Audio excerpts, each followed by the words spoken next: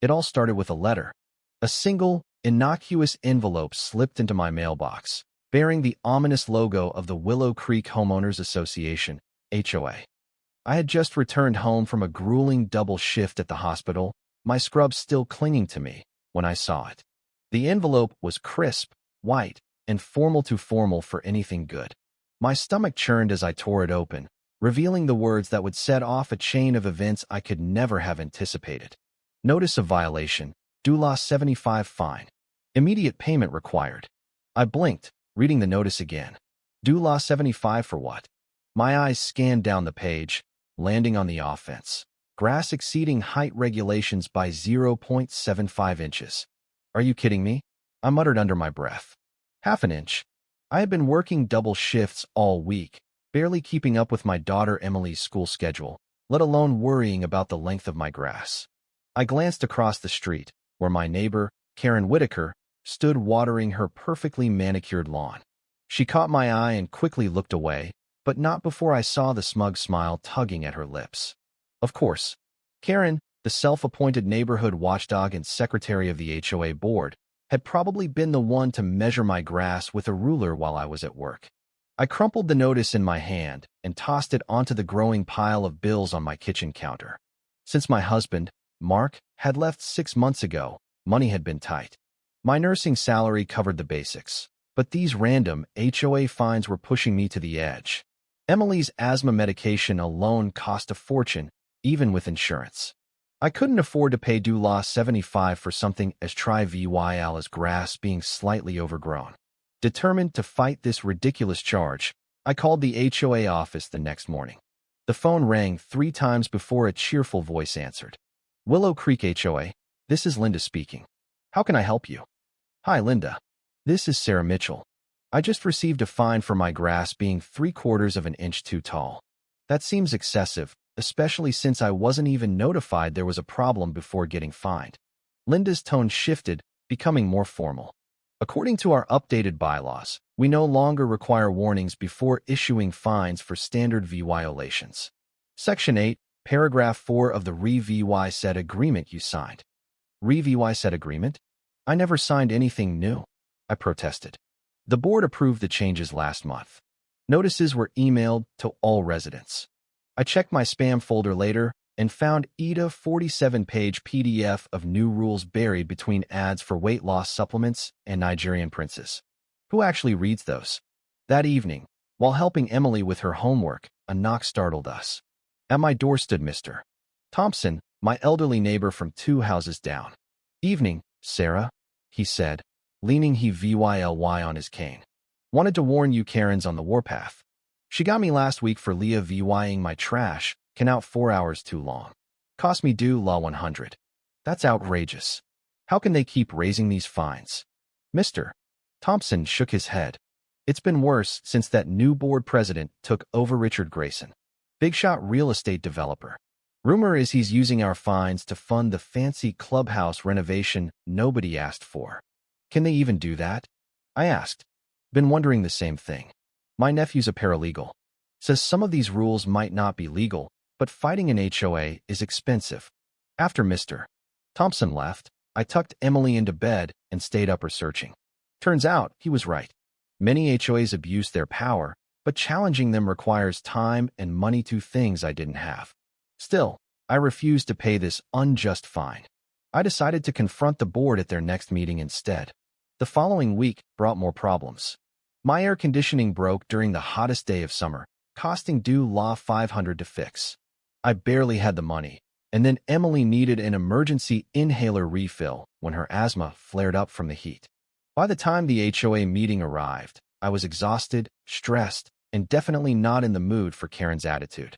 The community center buzzed with tension when I arrived. About 20 neighbors sat in uncomfortable plastic chairs, while Richard Grayson, a slick man in an expensive suit, called the meeting to order. Karen sat beside him, clipboard ready, shooting disapproving glances at anyone who whispered. When they opened the floor for resident concerns, I raised my hand. The chair recognizes Sarah Mitchell, Richard announced with practiced formality. I stood, my voice steadier than I felt. I'd like to discuss the new fine structure. Many of us weren't properly informed about these changes, and some fines seem excessive, like charging $75 for grass being 3/4 of an inch too tall. Karen's lips thinned to a tight line. Property values depend on consistent neighborhood standards. If we make exceptions, I'm not asking for an exception, I interrupted. I'm questioning whether these rules are reasonable or even legal, and I'd like to see the financial records showing where these fines go. The room fell silent. Richard cleared his throat. HOA financial records are available by appointment during office hours. Great, I replied. I'll stop by tomorrow afternoon. After the meeting, several neighbors approached me, whispering their own HOA horror stories. Ellen got fined for HOA-ing a bird feeder. Miguel had to repaint his door because the shade of blue wasn't approved. Even Mrs. Jenkins, who'd lived here for 30 years, received a violation for wind chimes. Karen cornered me as I was vying. You're making a mistake, Sarah, she hissed. The board doesn't appreciate troublemakers. I'm not causing trouble, I replied. I just want transparency. You should focus on maintaining your property instead of questioning authority. I noticed your holiday lights are still on the back patio from last year. That's another violation. My jaw tightened. Thanks for the heads up, Karen. I'll be sure to take care of that right after I re-vyew those financial records. The next day, I arrived at the HOA office during my lunch break, only to find a note on the door, office closed for emergency maintenance. How convenient. Later that evening, while helping Emily water our small vegetable garden, I noticed Karen watching us from behind her curtains. My phone buzzed with an email notification, another HOA violation notice, this time for unauthorized garden structures, with a due Law 100 fine. The stakes were rising, and I had a sinking feeling this was just the beginning. As I tucked Emily into bed, she asked innocently, Mommy, why does that lady always look angry at our house? Some people just like rules more than people, sweetheart, I answered, kissing her forehead. Little did I know, by morning, I would discover exactly how far Karen and the HOA board were willing to go to maintain their perfect neighborhood image, and it would make 3/4 of an inch of grass seem like nothing at all. Bright red letters stared back at me from my front door, final notice. The official-looking document was taped there for all my neighbors to see. I ripped it down quickly, checking if anyone had noticed this public shaming. Pay all outstanding fines within 48 hours. Do Law 175 totaler face escalated consequences as permitted under HOA bylaws, Section 12.3. My hands shook with anger. The amount had more than doubled from the original fine. And what exactly were escalated consequences? The notice didn't specify, which seemed deliberately intimidating. I called the HOA office immediately. After being placed on hold for 17 minutes, Richard Grayson himself answered. Sarah Mitchell, I expected your call, he said, his voice smooth as oil. What's with this final notice? I've been trying to re-vyew financial records for days, and suddenly I owe due Law 175 with vague threats attached. Nothing vague about it, Richard replied calmly. You've accumulated multiple violations now. Original lawn height, failure to pay the initial fine within the grace period, unauthorized garden structures, and as of yesterday, improper storage of recreational equipment. Recreational equipment? What are you talking about? Your daughter's bicycle was viable in your front yard for over 4 hours. Section 9.2 clearly states all recreational equipment must be stored out of public view. My blood boiled. She's 7 years old and just learning to ride. And someone's usly watching my house to document these so-called violations. The board has appointed neighborhood compliance monitors. It's all perfectly legal. I took a deep breath. I want a formal hearing with the full board, and I still haven't seen those financial records. Fine. Hearing granted for next Tuesday. As for records, our treasurer has been out sick. Now about those outstanding fines. I'll address everything at the hearing, I said firmly before hanging up. As I prepared dinner, my neighbor, Amir, knocked on my back door. His family had moved in recently, and we'd become friendly. Sarah, I couldn't help overhearing your situation, he said quietly. I'm an attorney, and what they're doing sounds questionable at best. Hope flickered inside me. Really? I've been researching, but there's so much legal jargon. Amir nodded. HOAs have power, But there are limits. Do you have copies of all these violations? I showed him my growing file. As he reviewed them, his frown deepened. Several issues here, he muttered. Insufficient notice, arbitrary enforcement, possibly excessive fines, and this monitoring of your property borders on harassment. What can I do? I can't afford a big legal battle. Let me help with the hearing. I'll coach you on what to say. Meanwhile, document everything. Take dated photos of your property daily.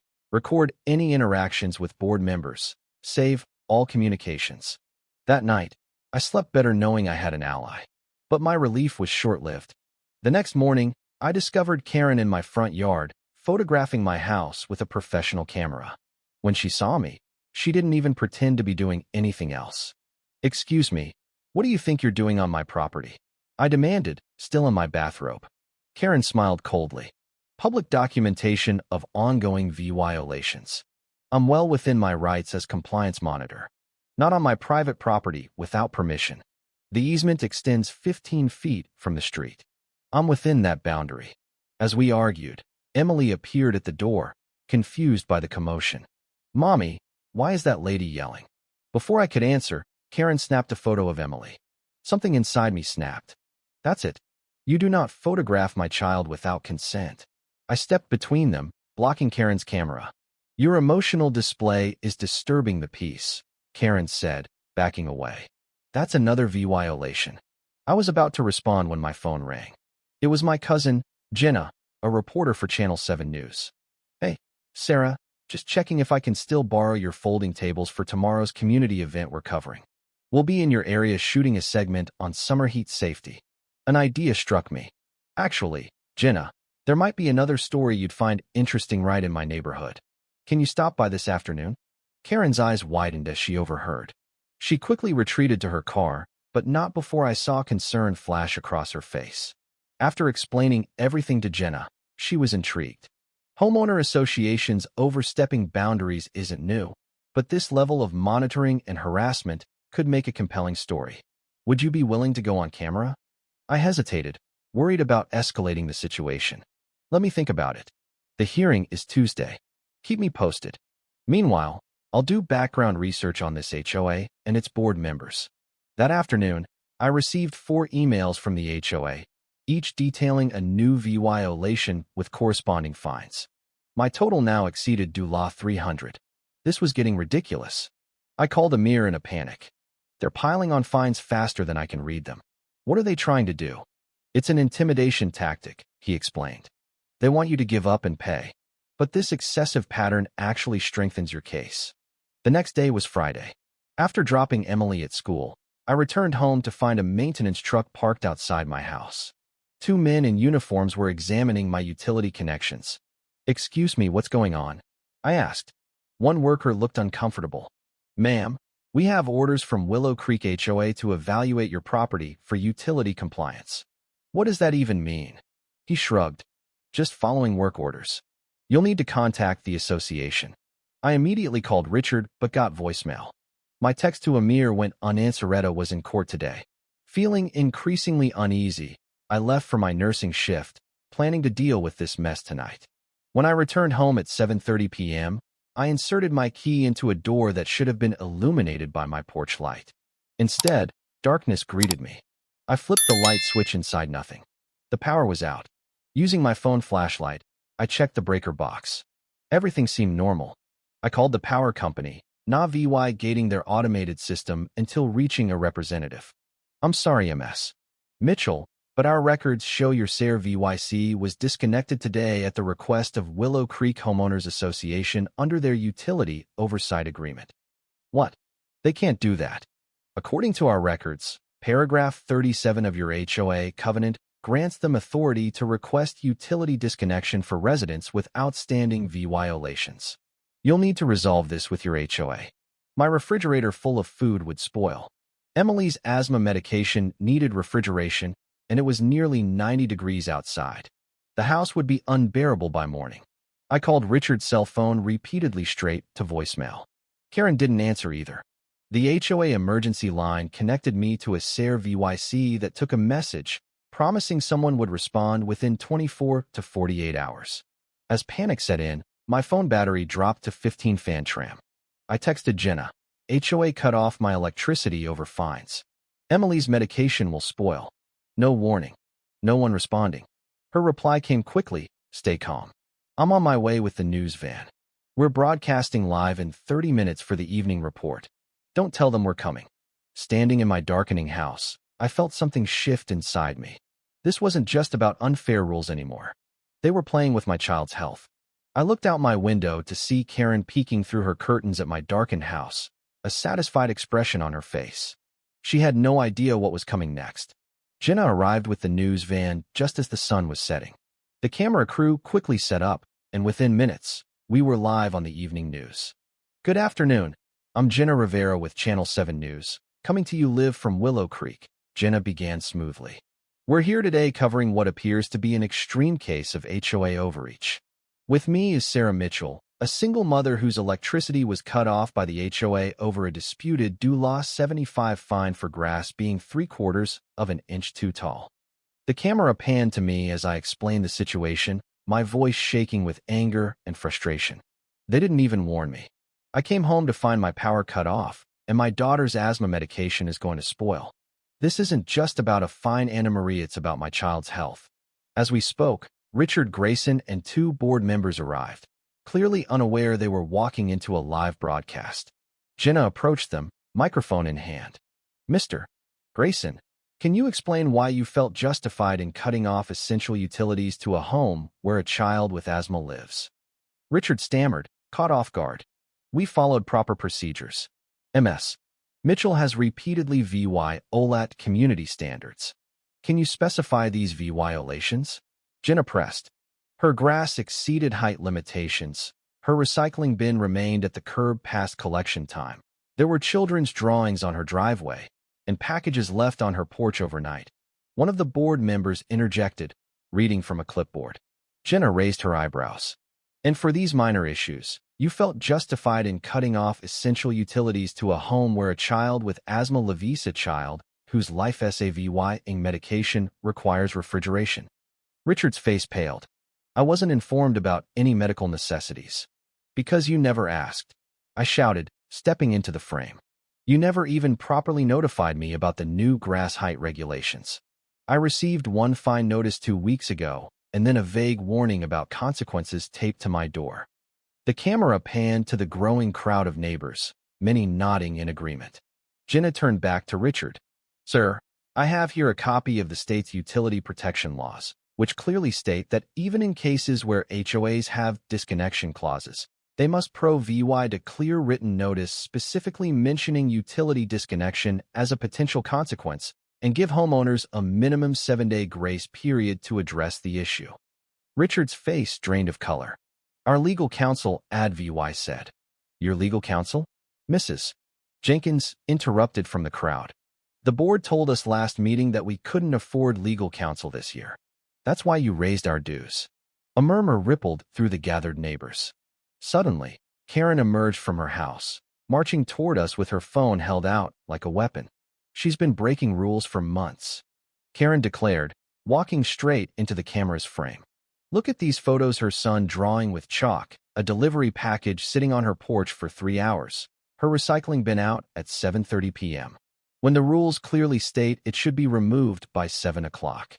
And you've been photographing my property and my child without permission. I shot back, the camera catching Karen's moment of realization that she was now live on local television. That's what neighbors are supposed to do, Karen insisted. Keep the neighborhood nice. Mr. Grayson, Jenna pressed, is it standard HOA policy to encourage neighbors to surveil each other? No comment, Richard muttered, attempting to retreat toward his car. But the crowd was growing larger. Maria from the end of the street stepped forward. They threatened to tow my car because the temporary tag was unsightly while I waited for my permanent license plate. I had to park 3 blocks away and walk home with groceries in the rain. Jason's father added, they fined me due law 100 for having an unauthorized gathering when I hosted my son's little league team for pizza after they won their championship. More neighbors joined in, each with their own story of HOA harassment. Fred, the nervous board member, broke away from Richard. I didn't know about any of this, he insisted. The president and treasurer handle most enforcement actions without full board review. The treasurer? Jenna asked. And who is that? All eyes turned to Diane, who was trying to slip away unnoticed. Ms. Mitchell, Jenna said, turning to me. You mentioned earlier that you found it suspicious that your HOA fees increased twice in the past year despite no visible improvements to community amenities. Do you have copies of the financial statements? I nodded. I requested them 3 times and was told they were being prepared. That's around the time the grass height rules suddenly changed, and Karen started taking pictures of my yard. Richard lunged forward. This interview is over. You're trespassing on private property. We're on a public street, Jenna repeated calmly as the camera kept rolling. The mayor's office called the station during the live broadcast. The producer relayed through Jenna's earpiece that they were sending a representative to investigate the situation. We've just received word that Mayor Collins has directed the city's Consumer Protection Division to launch an immediate investigation into potential abuse of power by the Willow Creek HOA, Jenna announced. I noticed Karen slipping back to her house, her husband Doug waiting at the door with a concerned expression. Within 30 minutes, trucks from 2 other local news stations arrived. My phone, which I'd managed to charge in Jenna's news van, buzzed constantly with messages from friends who'd seen the broadcast. Most surprisingly, a representative from the power company appeared, clipboard in hand. Ms. Mitchell, the woman called out. I'm Laura from Citizens Electric. Our president saw the news segment and sent me personally to restore your power immediately. He also asked me to inform you that we'll be reviewing our policies regarding HOA-requested disconnections. As the utility worker headed toward the electrical box, Richard made one final desperate attempt. This is all a misunderstanding. We were simply enforcing community standards that everyone agreed to. Jenna held out her microphone. Then you won't mind showing us the board meeting minutes where these enforcement actions were approved or the certified letters warning Ms. Mitchell specifically about utility disconnection. His silence was answer enough. As the lights in my house flickered back on, the neighbors broke into spontaneous applause. Emily, who had arrived with Jason's family during the commotion, ran to hug me. Mom, are you famous now? She whispered. I laughed, relief washing over me. No, honey. I just stood up to bullies. The story was far from over. The financial records Richard had been so desperate to keep hidden would soon reveal why he'd been so eager to silence me. But for now, I had my power back both literally and figuratively.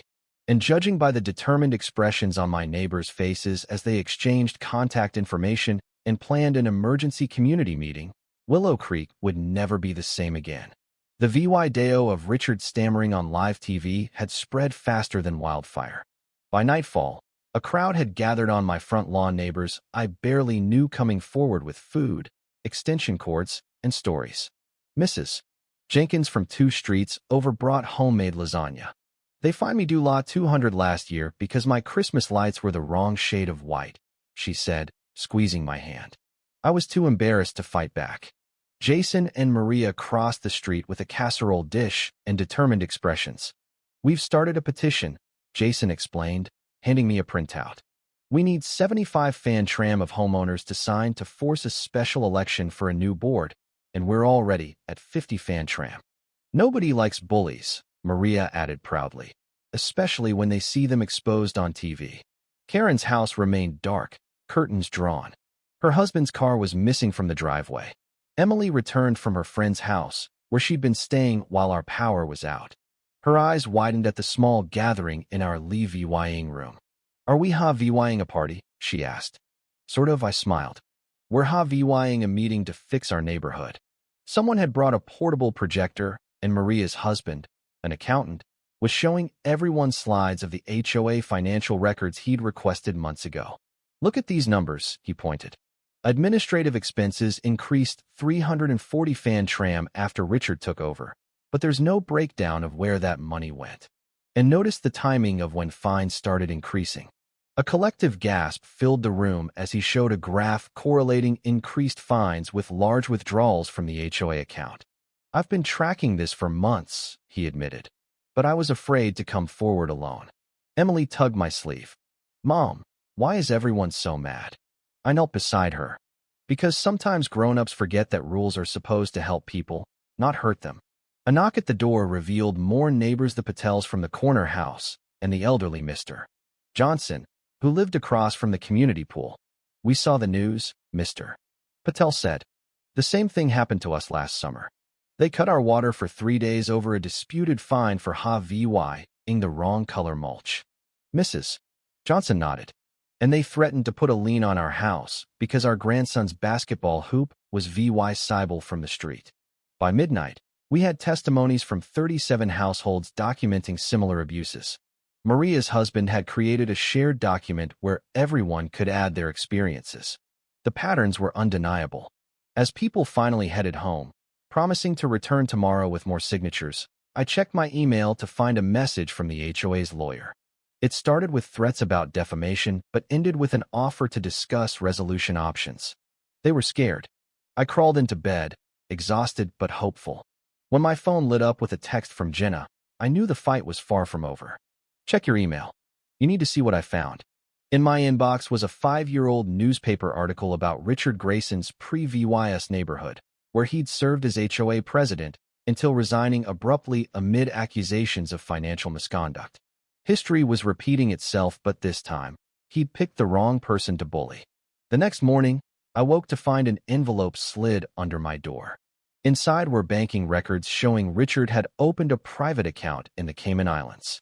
I wondered who else in Willow Creek had been quietly gathering EVY Denke, just waiting for someone brave enough to speak first. 300 people packed into the community center that evening, standing room only. Every seat on the makeshift stage sat empty except one, where the HOA's lawyer nervously shuffled papers. "Where's Richard?" someone shouted from the back. The lawyer tapped the microphone. "Mr. Grayson has taken a leave of absence for personal reasons." Booing erupted from the crowd. I sat in the front row between Jenna and Emily, clutching a folder filled with documents, bank statements, violation notices, and most importantly, a copy of the state law limiting HOA powers. "Order, please," called Judge Reynolds, the retired judge who lived in the Blue House on Pine Court. The community had asked him to moderate the emergency meeting. "We'll proceed with the agenda. First item, vote on temporary board members." What happened next moved so quickly it felt like watching a movie on fast forward. The community elected 5 interim board members: Maria, Jason, Mrs. Jenkins, Mr. Patel, and Judge Reynolds himself. Each promised transparency and fairness. When my turn came to speak, I approached the microphone with shaky legs but a steady voice. 6 days ago, I stood in my dark kitchen, wondering how I'd keep my daughter's medication cold.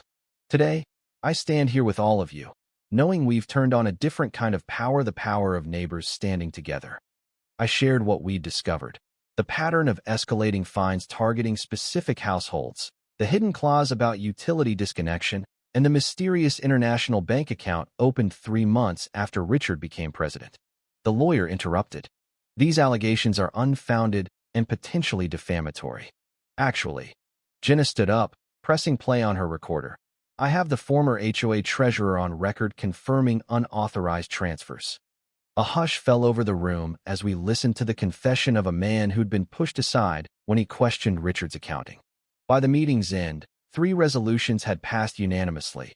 All fines under the pre-VYS administration would be re-VYEU'd and likely refunded.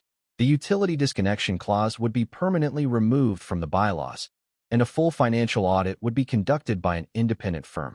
As people filed out, many stopped to thank me. Some shared more stories. Others just wanted to introduce themselves properly, neighbors who'd lived near each other for years but never really talked. Emily tugged my hand. "Can we go home now? I'm hungry." Home finally felt like the right word again. Walking back, we passed Karen's house. A "for sale" sign had appeared in the front yard. Her curtains parted slightly, and I caught a glimpse of her watching us. I didn't feel anger anymore, just sadness that someone could live so close to others, yet feel so disconnected that reporting violations became her primary interaction with neighbors. At our front door, I found a small potted plant with a note: "For your garden. Better days ahead, the Johnsons." The next morning, my doorbell rang early. It was Maria, holding a thick envelope. "You won't believe this," she said, spreading papers across my kitchen table. We found where the money went. The documents showed that overdue law 300,000 of HOA funds had been funneled into what was labeled as landscaping SARE VYCES, Pro VY Dead, by a company called Evergreen Solutions. But Evergreen Solutions didn't exist except as a shell company registered to Richard's brother-in-law. The county prosecutor wants to meet with us today, Maria explained. This isn't just HOA overreach anymore. It's fraud. As we sat discussing next steps, Emily called from the front yard. Mom, come quick. I rushed outside, fearing another confrontation, but instead found a remarkable sight. At least 20 neighbors with gardening tools, plants, and soil were working together on each other's yards. We thought we'd help everyone meet the landscaping rules, Jason explained, digging a hole for a small flowering bush. But the fun way together. Mrs. Jenkins was showing children how to plant sunflower seeds. The Patels were distributing homemade lemonade. Even the reclusive Mr. Finnegan, who rarely left his house, was carefully pruning roses. That afternoon, I received an email from the county prosecutor confirming Richard had been taken in for questioning.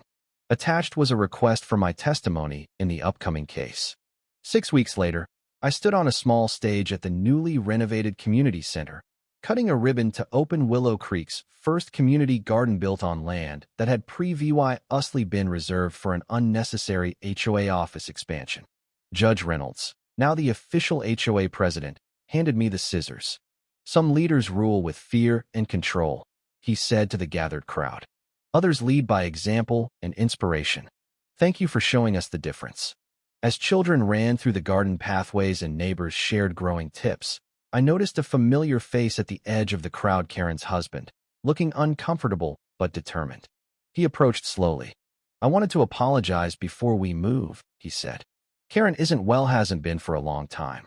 That doesn't excuse what happened, but I wanted you to know she's getting help now. I nodded, appreciating his courage. I hope things get better for both of you.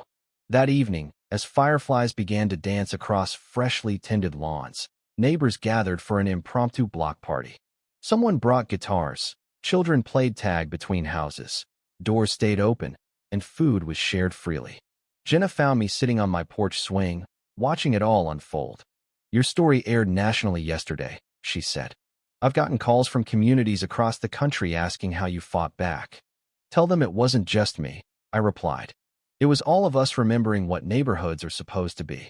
As Emily ran past with her new friends, laughing and carefree, I realized something profound had shifted.